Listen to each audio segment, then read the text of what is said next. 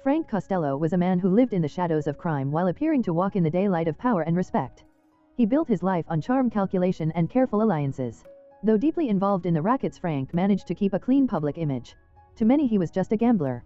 But in truth he was the boss behind the scenes, the so-called Prime Minister of the Underworld. He avoided violence, lived modestly, and wielded influence with politicians and businessmen alike. That balance shattered the night someone tried to kill him. Shot in the head in the lobby of his apartment building, Frank survived miraculously. The bullet curved around his skull, sparing his life. But the attempt changed everything. It exposed the fragile peace he had maintained for years. As the police questioned him, Frank claimed he saw nothing. He offered no names. Behind that silence was a truth he did not want to admit. The man behind the attempted hit was someone he once called a brother. Vito Genovese. They had grown up together. Quit school together. Climbed the underworld ladder together. But over time their paths split. Frank wanted to build. Vito wanted to take. While Frank turned bootlegging into partnerships and bribes into power, Vito chose violence and force. When Vito fled the country to avoid prosecution, Frank took over. Under Frank's leadership, the Mafia thrived in relative calm. When Vito returned, the world had changed. Frank held the seat at the top. Vito wanted it back. The commission of bosses refused him. So Vito turned to the old way. Take by force what you are denied by vote. Frank knew what it meant. His days were numbered if he stayed. His wife Bobby pleaded with him to leave it all behind. Start fresh. He promised they would. But before he could walk away, he had to settle things. He had to make sure everything was in order. Maybe he also needed to face what he had spent a lifetime avoiding. The truth that you cannot stay half in and half out forever. In the end, Frank realized that the thing he built to escape his father's life of hardship had become its own trap. A golden cage with blood on the bars. Vito, a man recently released from prison who returns to a criminal underworld that has changed in his absence. He is bitter and resentful, feeling abandoned by his former allies during his time away. He meets with Frank, an old friend and business partner, at their childhood hangout. Vito wants to reclaim his old power and territory. Frank urges caution and warns him about getting involved in the narcotics trade, which is now heavily targeted by law enforcement. Despite Frank's warnings, Vito is determined to expand his operations and seeks new alliances even if it brings danger. Vito begins a relationship with Anna, the owner of a nightclub that once belonged to her ex-husband. Their affair becomes both personal and professional. Vito becomes possessive and violent, ultimately killing Anna's ex-husband in a fit of jealous rage. This act increases tension in the neighborhood and draws unwanted attention. Anna becomes increasingly unstable and confronts Vito, publicly accusing him of stealing her money and threatening legal action. Their conflict escalates and begins to affect those around them, including Frank and his wife Bobby. Meanwhile, law enforcement is ramping up efforts to dismantle drug rings. Public figures are targeted and scandals make headlines. Frank distances himself from Vito as the latter becomes more reckless and paranoid. Vito's aggressive pursuit of control leads to more violence and chaos. He refuses to listen to advice and isolates himself from allies. Anna sues him in court and exposes his wealth and criminal connections. Despite claiming to love her, Vito refuses to compromise. In court, Vito tries to present himself as a humble businessman, but Anna's testimony and evidence damage his reputation. Their battle becomes public and humiliating. Frank, caught in the middle, regrets not doing more to stop Vito's descent. The story closes with Vito facing legal and personal ruin. His empire, built on loyalty and intimidation, begins to crumble. His stubbornness and pride leave him with few allies and a trail of destruction behind him. What began as a plan to reclaim power ends in betrayal, loss, and the collapse of everything he once controlled.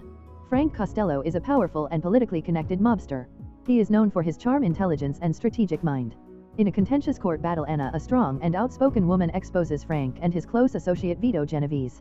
She accuses Vito of lying under oath, stealing her business, and manipulating everything he touches.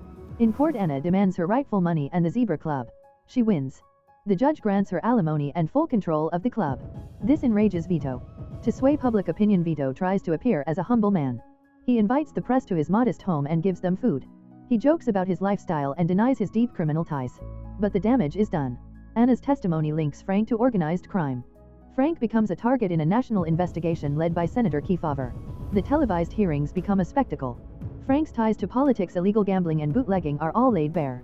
Despite his lawyer's advice, Frank refuses to plead the fifth. He insists on testifying. He admits to being a bootlegger. He defends gambling. He calls narcotics a filthy business. He claims he loves America. He says he pays his taxes. The committee wants to know about Frank's connections. They ask about secret meetings with politicians, especially former Mayor O'Dwyer. They suggest O'Dwyer was influenced by Frank to drop cases against other mobsters. Frank's answers grow vague. He asks to leave due to a throat infection. The committee refuses. Frank storms out. This act of defiance brings legal consequences. He is cited for contempt of Congress. The hearings reveal the deep link between organized crime and politics. Frank's decision to testify damages not just his own reputation but also his relationship with Vito. Frank's alliance with Albert Anastasia comes under fire. Their political manipulations are exposed. The mysterious death of Abe Rells, a government witness, is seen in a new light. Many believe Rells was killed to protect Frank and O'Dwyer. Frank's influence is no longer in the shadows. Vito begins to see Frank as a threat. Their bond is broken. Frank reflects bitterly on how everything unraveled. A once untouchable mob figure is now publicly tarnished. The exposure forces both men into dangerous corners. Betrayal, politics, and pride begin to pull them apart. What once was hidden in smoke-filled rooms now plays out on national television. The story centers on Frank, a veteran mob boss trying to step away from the violent life he has led. His longtime associate Vito has become increasingly reckless, especially with his involvement in the drug trade. Frank grows alarmed that Vito's actions will bring down their entire organization. Tensions rise when Frank tries to talk sense into Vito, but Vito refuses to change. He sees himself as a true gangster committed to the lifestyle no matter the consequences. Frank, seeking peace and freedom from the life, sends word that he is stepping away from the business. He plans to travel and spend the rest of his life with Bobby, his partner.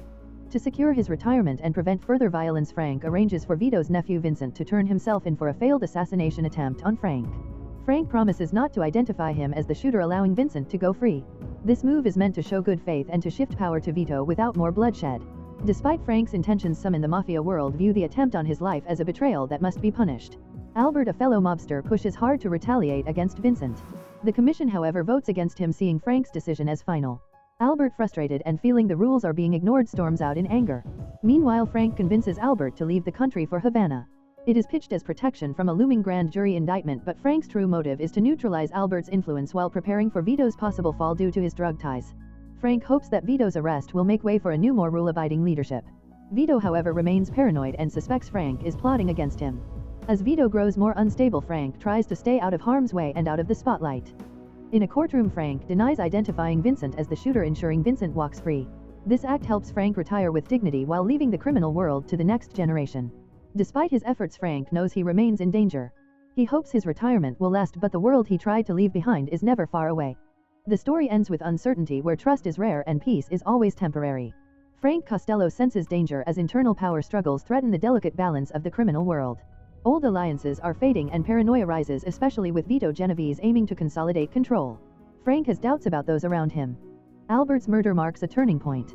With Albert gone, Frank knows he has few allies left and that Vito will stop at nothing to take over.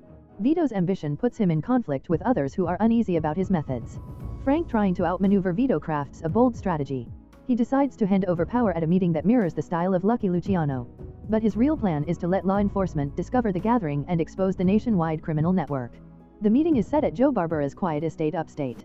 As mobsters from all over the country arrive, state troopers receive tips about illegal activity. Suspicion grows when large black cars pour into the remote property. Troopers begin taking down license plates. As word spreads that the police are nearby, panic sets in. Mobsters flee into the woods or abandon cars in the mud. Frank stays calm. He arrives late on purpose and drives past the chaos. His goal was never to be seen. It works.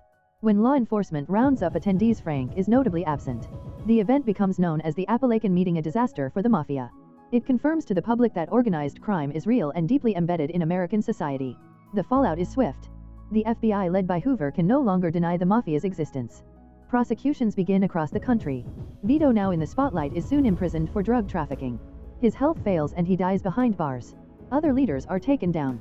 Frank does time for tax issues but avoids the worst. By the end, the criminal empire is shattered. Frank reflects in his old age, tending to roses and remembering when the underworld ruled. He sees a changed world.